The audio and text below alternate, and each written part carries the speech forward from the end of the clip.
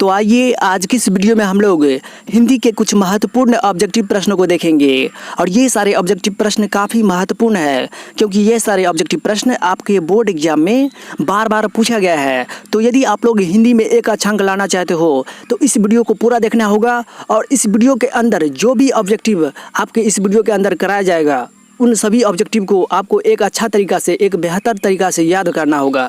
तो आपको हिंदी में एक अच्छा अंक लाने से कोई नहीं रोक सकता है।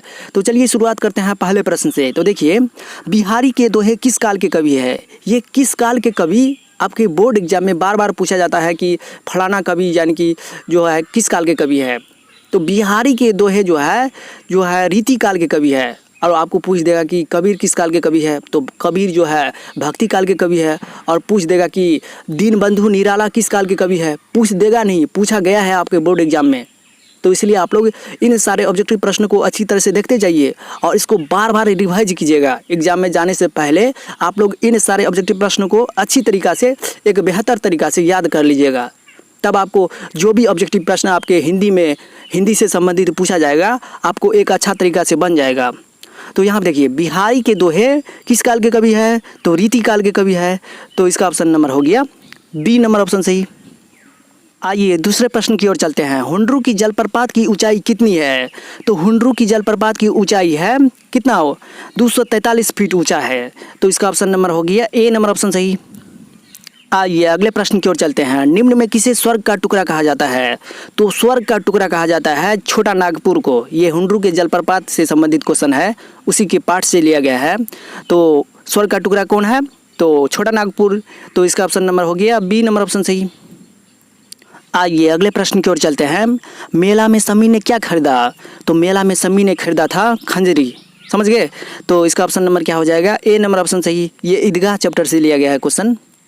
तो आइए अगले प्रश्न की ओर चलते हैं। किसने कहा तुम डरना नहीं अम्मा, मैं सबसे पहले आऊँगा? तो ये ईदगाह चैप्टर से क्वेश्चन लिया गया है। तो इसमें जो है ना हामिद ने कहा था तुम डरना नहीं अम्मा, मैं सबसे पहले आऊँगा। तो इसका ऑप्शन नंबर क्या हो गया? बी नंबर ऑप्शन सही। अगले प्रश्न को देखिए, कबीर किस काल के कवि थे? तो कबीर जो है भक्ति काल के कवि थे। तो इसका ऑप्शन नंबर हो गया ए नंबर ऑप्शन सही। आइए अगले प्रश्न की ओर चलते हैं। जिसमें ईश्वर के साकार रूप की आराधना की जाती है। आराधना के मतलब हुआ जिसमें जो है ना ईश्वर को साकार यानी कि एक मूर्त रूप के दे करके, जैसे कि हम लोग पूजा करते हैं तो उसमें क्या करते हैं, भगवान को एक मूर्त रूप दे देते हैं। जो ये भगवान है, फलना भगवान है, जैसे कि हम लोग मूर्ति भी बनाते हैं जिसको साकार रूप में आराधना का मतलब हुआ उसका पूजा की जाती है, उसको कहते हैं सगुण भक्ति धारा। और निर्गुण का मतलब क्या हुआ? निर्गुण भक्ति धारा का मतलब यह हुआ कि जिसमें ईश्वर को बिना आकार के यानी कि निराकार रूप की आराधना की जाती है उसको कहते हैं निर्गुण भक्ति धारा। तो ये सारे क्वेश्चन निर्गुण भक्ति धारा और सगुण भक्ति धारा पूछ सकता है आपको एग्जाम में। यानी कि जिसमें ईश्वर के साकार रूप की आराधना की जाती है उसको कहते हैं सगुण भक्ति धारा, और जिसमें ईश्वर के बिना आकार के रूप की आराधना की जाती है उसे कहते हैं निर्गुण भक्ति धारा। जो कबीर जो है ना, ये कबीर जो है भक्ति काल के कवि है। ये जो है ना निर्गुण भक्ति धारा के कवि थे। ये बिना आकार के भगवान को पूजा करते थे। वो समझते थे कि भगवान का कोई आकार नहीं होता है। जैसे कि हम लोग समझते हैं कि भगवान कृष्ण का चेहरा ऐसा होता है, भगवान कृष्ण की मूर्ति ऐसे बना देते हैं, भोला बाबा का मूर्ति किस तरह से बना देते हैं। तो वह हो गया क्या, उस तरह से जो हम लोग भगवान की मूर्ति बनाते हैं वह हो गया साकार रूप में। उसको कुछ मूर्त देते हैं यानी कि कुछ आकार के रूप में हम उसको भगवान को पूजा करते हैं, उसको कहते हैं सगुण भक्ति धारा। और जो बिना आकार के वो समझता नहीं है कि यह भगवान का आकार इस तरह से होता है, उस तरह से होता है। तथा जो बिना आकार के भगवान की पूजा करता है, भक्ति करता है, उसको आराधना करता है, उसको कहते हैं निर्गुण भक्ति धारा। तो यहाँ पे जिसमें ईश्वर के साकार रूप की आराधना की जाती है उसको कहते हैं सगुण भक्ति धारा। तो इसलिए इसका ऑप्शन नंबर हो गया बी नंबर ऑप्शन सही। तो आइए अगले प्रश्न की ओर चलते हैं। किसने बौद्ध धर्म का प्रचार प्रसार किया? तो बौद्ध धर्म का प्रचार प्रसार किया था अतीश दीपंकर ने। और बौद्ध धर्म के संस्थापक थे गौतम बुद्ध। समझे? तो बौद्ध धर्म का प्रचार प्रसार किया था अतीश दीपंकर ने, यानी कि इसका ऑप्शन नंबर हो गया बी नंबर ऑप्शन सही। आइए अगले प्रश्न की ओर चलते हैं। आर्यभट्ट किस विद्या के क्षेत्र में विश्व प्रसिद्ध है? तो वह है खगोल। यानी कि आर्यभट्ट जो है ना खगोल विद्या के क्षेत्र में प्रसिद्ध है, विश्व प्रसिद्ध है। खगोल का मतलब क्या हुआ? जो आकाशीय पिंड देखते हैं, चंद्रमा, इसके बाद हो गया सूर्य देखते हैं, जिसकी दूरी बहुत अधिक होती है उसी को कहते हैं खगोल से संबंधित। तो समझ गए। तो आर्यभट्ट ने ही ना शून्य का आविष्कार किया था और आर्यभट्ट अपने देश का ही था, भारत का था। तो इसलिए इसका ऑप्शन नंबर क्या हो गया? सी नंबर ऑप्शन सही। आर्यभट्ट जो है खगोल विद्या में यानी कि इसके क्षेत्र में, खगोल के क्षेत्र में विश्व प्रसिद्ध है। आइए अगले प्रश्न की ओर चलते हैं। पाला वंश के सर्वाधिक प्रतापी राजा कौन थे? तो पाला वंश के सर्वाधिक प्रतापी राजा थे धर्मपाल। तो इसीलिए इसका ऑप्शन नंबर हो गया बी नंबर ऑप्शन सही। आइए अगले प्रश्न की ओर चलते हैं। सिरचन को पान का बीड़ा किसने दिया? तो सिरचन को पान का बीड़ा दिया था मानु ने। तो इसलिए इसका ऑप्शन नंबर हो गया बी नंबर ऑप्शन सही। आइए अगले प्रश्न की ओर चलते हैं। गांव के किसान सिरचन को क्या समझते थे? तो गांव के किसान सिरचन को बेकार नहीं बेगार, यानी कि बेकार से भी बुरा होता है, खराब होता है, बेगार, उसको वो समझते थे, यानी कि बेगार समझते थे। तो इसलिए इसका ऑप्शन नंबर हो गया ए नंबर ऑप्शन सही। आइए अगले प्रश्न की ओर चलते हैं। निम्नलिखित में किसे जननायक कहा जाता है? तो यहाँ पे देखिए इस प्रश्न में थोड़ा त्रुटि है। देखिए ना, निम्नलिखित में किसे जननायक किसे कहा जाता है, बार बार यहाँ पे किसे लिखा गया है। तो आप लोग को हम बोल रहे हैं ना, इस तरह से क्वेश्चन पूछेगा, निम्नलिखित में किसे जननायक कहा जाता है? तो जननायक कहते हैं कर्पूरी ठाकुर को। तो इसलिए इसका ऑप्शन नंबर हो गया ए नंबर ऑप्शन सही। आइए अगले प्रश्न की ओर चलते हैं। निम्न में किसे लोकनायक कहा जाता है? तो लोकनायक कहते हैं जयप्रकाश नारायण को। तो इसलिए इसका ऑप्शन नंबर हो गया ए नंबर ऑप्शन सही। तो आइए अगले प्रश्न की ओर चलते हैं। अगस्त की क्रांति कब हुई? तो अगस्त की क्रांति हुई थी 1942 ईस्वी में। तो इसलिए इसका ऑप्शन नंबर हो गया ए नंबर ऑप्शन सही। क्या हो गया? ए नंबर ऑप्शन सही। आइए अगले प्रश्न को देखते हैं। प्रथम आम चुनाव कब हुआ? तो प्रथम आम चुनाव हुआ था 1952 ईस्वी में। तो इसलिए इसका ऑप्शन नंबर हो गया ए नंबर ऑप्शन सही। आइए अगला प्रश्न देखिए। कर्पूरी ठाकुर का जन्म कब हुआ? तो कर्पूरी ठाकुर का जन्म हुआ था 1921 ईस्वी में, यानी कि इसका ऑप्शन नंबर हो गया बी नंबर ऑप्शन सही।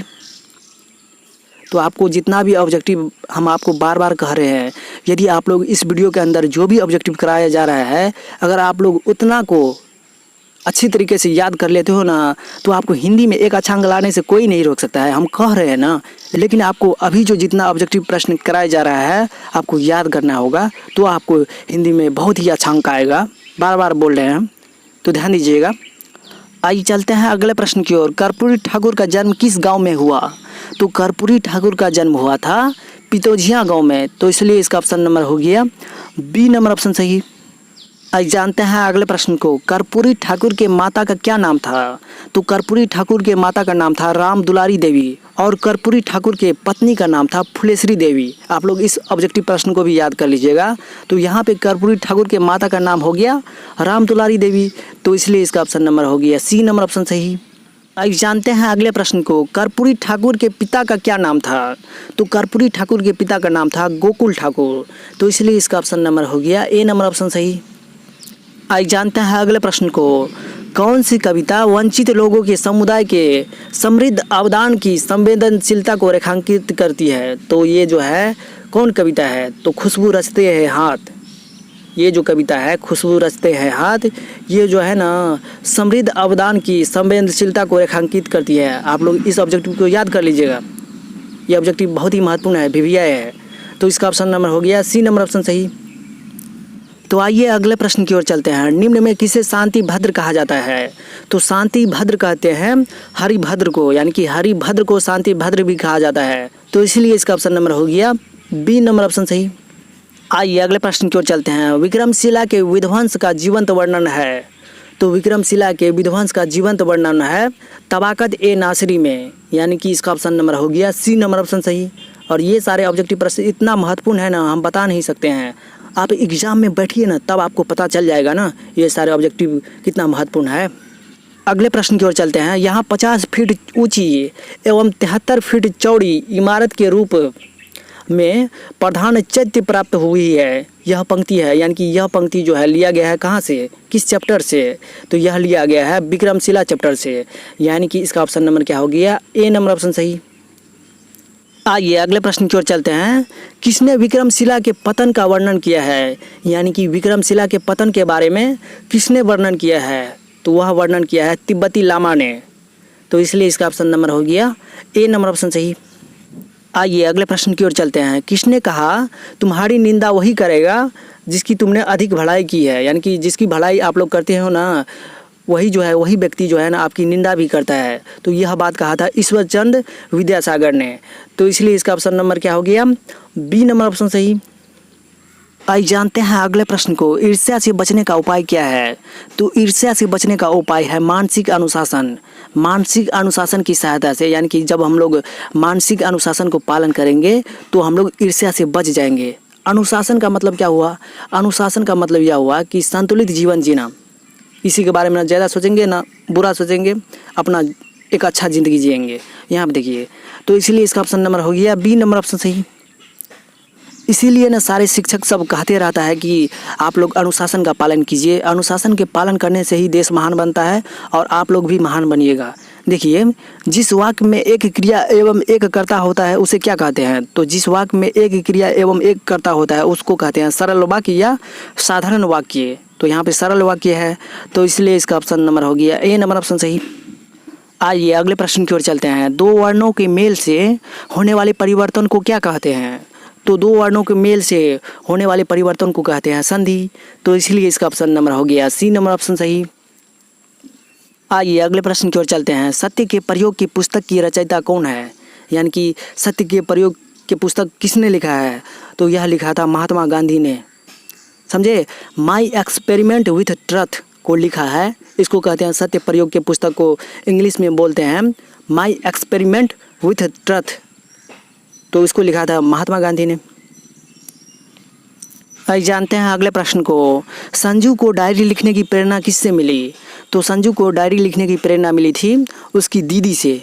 यहाँ पे इसका ऑप्शन नंबर क्या हो जाएगा सही? डी नंबर ऑप्शन सही। आइए अगले प्रश्न की ओर चलते हैं। दीनबंधु निराला किस काल के कवि है? तो दीनबंधु निराला जो है आधुनिक काल के कवि है। हम आपको बताए थे ना, जो है बिहारी के दोहे किस काल के कवि है। इसके बाद बोले थे जो है दीनबंधु निराला किस काल के कवि है, और जो है कबीर किस काल के कवि है। तो कबीर जो है भक्ति काल के कवि है और दीनबंधु निराला आधुनिक काल के कवि है और बिहारी के दोहे रीति काल के कवि है। आपको इसमें से जो है ना एक या दो ऑब्जेक्टिव हर साल पूछा जाता है और इस बार भी पूछेगा। आपको हम पे विश्वास नहीं होता है ना, तो आप एग्जाम में बैठिए ना, तो आपको देखने को मिलेगा ना ये सारे ऑब्जेक्टिव प्रश्न। तो आप लोग तब समझ जाइएगा ना सर सही बोल रहा था, तो समझ गए। तो यहाँ पर जो है दीनबंधु निराला आधुनिक काल के कवि है, तो इसलिए इसका ऑप्शन नंबर हो गया ए नंबर ऑप्शन सही। आज जानते हैं अगले प्रश्न को। कौन अपने मित्र के लिए मुक्त हस्त दोस्त परस्त थे? तो वह है दीनबंधु निराला, यानी कि अपने मित्र के लिए मुक्त हस्त दोस्त परस्त थे दीनबंधु निराला, यानी कि इसका ऑप्शन नंबर हो गया ए नंबर ऑप्शन सही। आज जानते हैं अगले प्रश्न को। किसे दीनबंधु कहा जाता है? तो दीनबंधु कहते हैं निराला को, तो इसीलिए इसका ऑप्शन नंबर हो गया बी नंबर ऑप्शन सही। आज जानते हैं अगले प्रश्न को। बाल मजदूरी पर आधारित कहानी है। तो बाल मजदूरी पर आधारित कहानी है खेमा। खेमा के अंदर जो है कासारा जो है एक व्यक्ति है जिसके होटल का नाम है मुक्ता काशी। वो जो है एक छोटे से बच्चे को बुला लेता है, समझ गया, तो उसी का नाम है खेमा। तो यहाँ पे देखिए बाल मजदूरी पर आधारित कहानी है खेमा, तो इसलिए इसका ऑप्शन नंबर हो गया बी नंबर ऑप्शन सही। आज जानते हैं अगले प्रश्न को। मुक्ता काशी होटल का मालिक था। तो मुक्ता काशी होटल का मालिक था कासारा। कासारे के होटल का नाम था मुक्ता काशी और उसी के यहाँ कासारे के होटल पे खेमा काम करता था। तो यहाँ पे इसका ऑप्शन नंबर हो गया बी नंबर ऑप्शन सही। आज जानते हैं अगले प्रश्न को। खेमा का उम्र था। तो खेमा का उम्र था 8 से 9 वर्ष, यानी कि इसका ऑप्शन नंबर हो गया सी नंबर ऑप्शन सही। आज जानते हैं अगले प्रश्न को। गुड़िया क्या बनना चाहती थी? तो गुड़िया जो है अध्यापिका बनना चाहती थी। ये जो है हौसले की उड़ान पाठ से लिया गया है, समझ गए। यहाँ पे इसका ऑप्शन नंबर क्या हो जाएगा ए नंबर ऑप्शन सही। आज जानते हैं अगले प्रश्न को। कर्पूरी ठाकुर का मृत्यु कब हुआ? तो कर्पूरी ठाकुर का मृत्यु हुआ था 1988 ईस्वी में, और किसके कारण से हुआ था? तो हृदय आघात के कारण से, यानी कि हार्ट अटैक के कारण से कर्पूरी ठाकुर का मृत्यु हुआ था। तो यहाँ पे देखिए कर्पूरी ठाकुर का मृत्यु हुआ था 1988 ईस्वी में, यानी कि इसका ऑप्शन नंबर हो गया ए नंबर ऑप्शन सही। आज जानते हैं अगले प्रश्न को। कर्पूरी ठाकुर कब उप मुख्यमंत्री बने? तो कर्पूरी ठाकुर जो है 1967 ईस्वी में उप मुख्यमंत्री बने, यानी कि इसका ऑप्शन नंबर हो गया बी नंबर ऑप्शन सही। आइए इस वीडियो के आखिरी और अंतिम प्रश्न देखते हैं। सिपाही विद्रोह कब हुआ था? तो सिपाही विद्रोह हुआ था 1857 ईस्वी में, और इसी विद्रोह को हम लोग भारत की प्रथम स्वतंत्रता क्रांति के नाम से भी जानते हैं। यानी कि भारत में जो है अंग्रेजों के विरुद्ध लड़ाई लड़ी गई थी सबसे पहले 1857 ईस्वी से ही। तो इसलिए इसका ऑप्शन नंबर हो गया बी नंबर ऑप्शन सही। तो आप लोग इन सारे ऑब्जेक्टिव प्रश्नों को एक अच्छा तरीका से, एक बेहतर तरीका से याद कर लीजिएगा, ताकि आने वाले एग्जाम में आपको हिंदी में एक अच्छा अंक लाने से कोई नहीं रोक पाए। क्योंकि इस वीडियो के अंदर आपके NCERT बुक में जितना भी महत्वपूर्ण ऑब्जेक्टिव प्रश्न था वो आपको करा दिया गया है। तो एग्ज़ाम में जाने से पहले आप लोग इस वीडियो को बार बार देखिएगा, ताकि एग्ज़ाम में जाने से पहले ये सारे ऑब्जेक्टिव प्रश्न आपको एक बढ़िया ढंग से याद हो जाए। अगर आप लोग इन सारे ऑब्जेक्टिव प्रश्नों को एक बढ़िया तरीका से, एक अच्छा तरीका से याद करके जाते हो तो आपको एग्ज़ाम में 90+ अंक आएगा। क्योंकि अधिकांश ऑब्जेक्टिव आपके इसी वीडियो के अंदर करा दिया गया है, और इसी वीडियो के अंदर में जो भी ऑब्जेक्टिव प्रश्न कराया गया है आपको बोर्ड एग्जाम में डायरेक्ट पूछा जाएगा और पूछा गया है। समझ गए? तो यदि आप लोग बेहतर से बेहतर अंक लाना चाहते हो तो इस चैनल के माध्यम से आपको बहुत सारा ऑब्जेक्टिव प्रश्न करा दिया गया है, जैसे कि सामाजिक विज्ञान में, साइंस में, मैथ में, जो भी है सब्जेक्ट आपके क्लास 10th के सब करा दिया गया है। तो आप लोग सर्च कीजिए GKS स्टडी सेंटर साइंस, या नहीं तो मैथमेटिक्स, या नहीं तो GKS study centre social science, तो आपको ऑब्जेक्टिव प्रश्न मिल जाएगा। और वहाँ से आप लोग क्या कीजिए, उन सारे ऑब्जेक्टिव प्रश्न को, जितना भी ऑब्जेक्टिव प्रश्न आपके इस चैनल के माध्यम से, यानी कि GKS स्टडी चैनल के माध्यम से, GKS स्टडी सेंटर के माध्यम से कराया गया है, अगर आप लोग उतना याद कर लेते हो और उतना याद करने के बाद आप फिर एग्ज़ाम में जाते हो तो आपको 100% गारंटी देते हैं कि आपको एक अच्छा अंक लाने से कोई नहीं रोक सकता है। लेकिन आपको क्या करना पड़ेगा, याद करना पड़ेगा, वीडियो देखना होगा, और उसके साथ साथ वीडियो देखने के साथ साथ आपको रिवीजन करना होगा, तब आपको एक अच्छा अंक आएगा। तो मेहनत तो लगेगा। तो चलिए मिलते हैं अब अगले वीडियो में। तब तक के लिए हमें विदा दीजिए। जय हिंद, जय भारत। पढ़ते रहिए, स्वस्थ रहिए और आगे बढ़ते रहिए। और एग्ज़ाम में है जो ज़्यादा से ज़्यादा अच्छा अंक लाने का प्रयास कीजिए, क्योंकि एक अच्छा अंक आएगा तभी आपको एक अच्छा कॉलेज मिलेगा, बढ़िया कॉलेज में एडमिशन होगा, तब आप और आगे बढ़िएगा। समझ गए? तो इसलिए मेरा जो है शुभकामनाएं हैं, आपको एक अच्छा से अच्छा अंक आए। आप मेहनत कीजिए, आएगा ही अच्छा अंक। समझ गए? और आपको वीडियो अच्छा लगे तो वीडियो को लाइक और शेयर ज़रूर कर दीजिएगा। तो चलिए मिलते हैं अब अगले वीडियो में।